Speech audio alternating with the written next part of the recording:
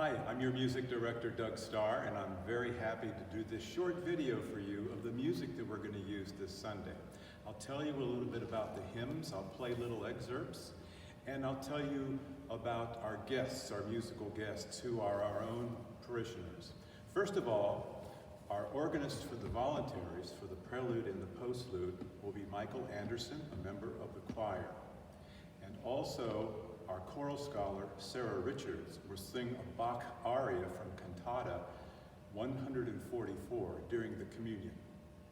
Now, I encourage you to sing during these live-streamed liturgies because that's what it's all about. It makes community. Community exists in time and space. We're all together at a specific time, and you can be in your space, and we will be here in your home space. The hymns that we're going to sing are very familiar. The opening hymn is the hymn 493, "Oh, for a Thousand Tongues to Sing." You will receive electronically this week a copy of the bulletin and a link that you can go to find the hymns, to download the hymns if you don't have a hymnal at home. What I'm going to do is say something a little bit about this hymn. It's a wonderful, strong hymn musically, but also strong theologically.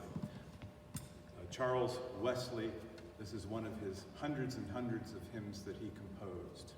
It was also a favorite hymn of one of my favorite composers. I think you know him, Charles Ives. So for example, in the introduction to the hymn, I'm going to do what Charles Ives did to this hymn tune in his Third Symphony.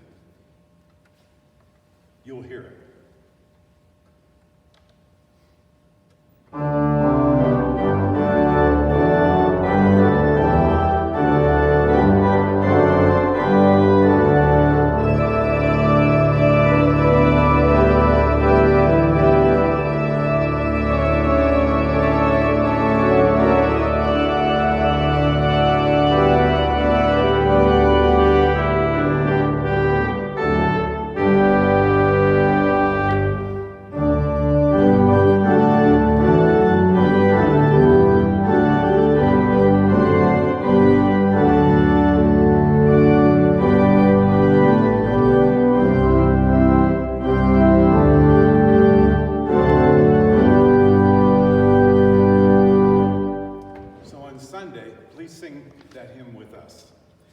Next hymn that we sing typically at the sequence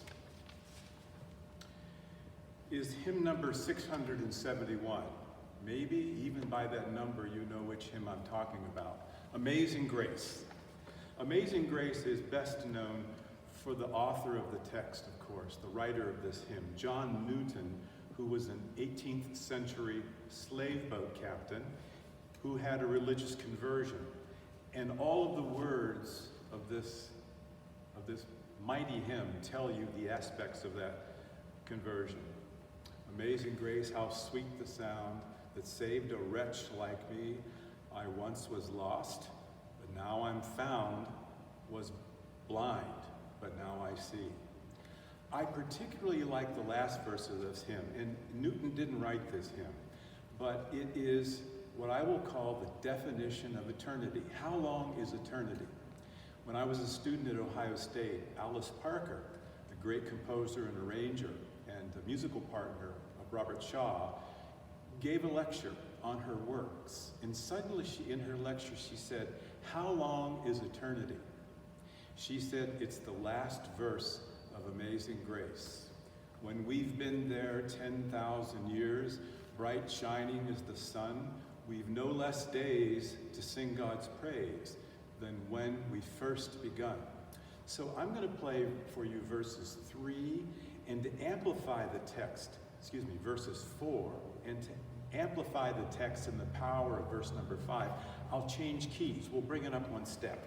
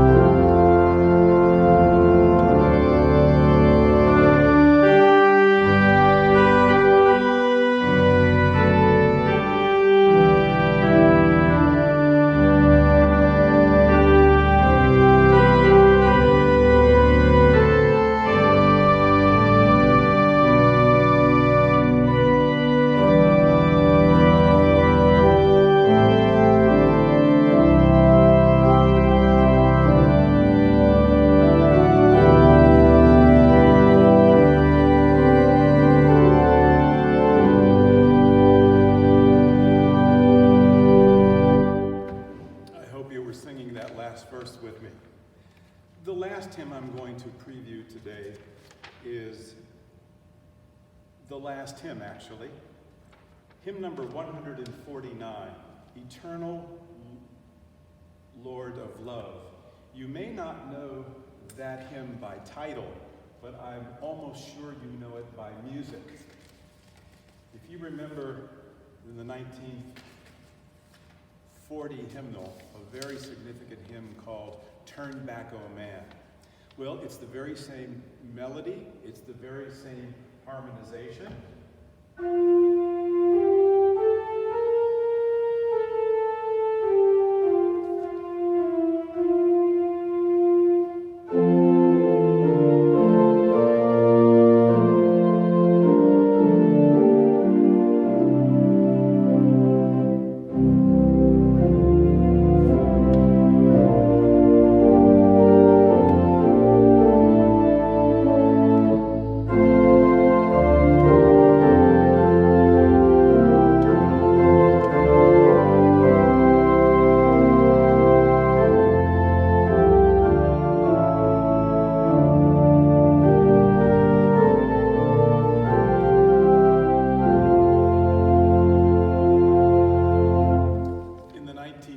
I believe it was, the famous English composer Gustav Holst arranged this hymn for orchestra and choir.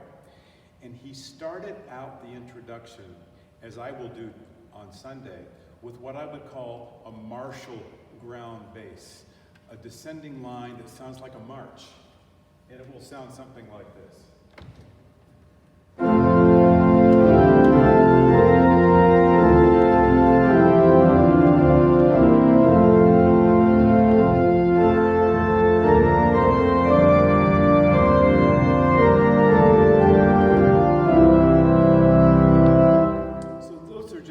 Ideas and what you have in store for you with this unique opportunity to be at home, to be with us together at St. Paul's, and please do sing. Thank you very much.